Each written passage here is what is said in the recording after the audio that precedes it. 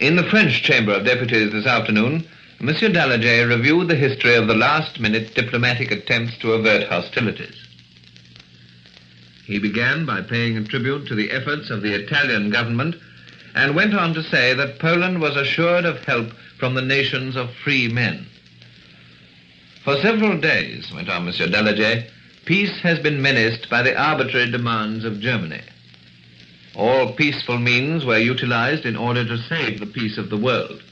Germany has reduced them to nothing. Monsieur Daladier said that France and Britain would not stand by at the destruction of friendly people. It was not a question of German-Polish conflict, he said, but of a new attempt to dominate Europe. Monsieur Daladier recalled the fate of Austria and Czechoslovakia and said that with Herr Hitler it was deeds and not words that counted. France had always emphasized that she would fulfill her pledges towards Poland in the case of aggression, and Poland had suffered the most unjust and brutal aggression. A France which would allow such aggression to be carried out would soon be discredited and exposed to the most formidable of onslaughts. Monsieur Daladier then recalled the joint démarche made by the British and French ambassadors in Berlin and repeated that France would unhesitatingly fulfill her obligations unless the attack on Poland stopped.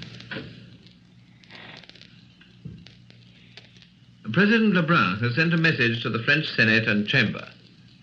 He says that war has broken out because the two nations had differences which could have been settled by free and loyal negotiations.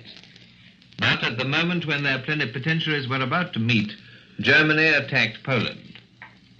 Great Britain and France, says President Lebrun, have done everything humanly possible to avert this crisis. The evacuation of civilians in Paris is going on steadily, and special trains have been leaving for the country all today. The French cabinet met at 7:30 tonight under the presidency of Monsieur Daladier. Before the meeting, Monsieur Daladier had a talk with the Foreign Minister, Monsieur Bonnet, and the Supreme Commander of the Armed Forces, General Gamler.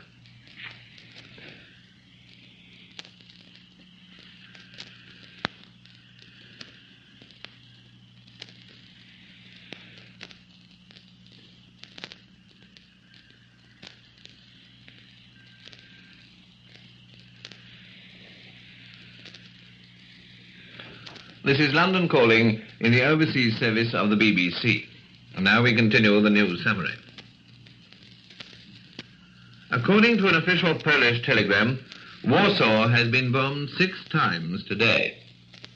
The telegram adds that fighting of a most serious nature continues on the whole length of the front. An official German communique issued at midday claims that German troops advanced at all points early this morning. It was claimed that the Yalunka Pass, which is 40 miles south of Krakow, was forced and aeroplanes destroyed on Polish aerodromes. The Warsaw radio station claimed at midday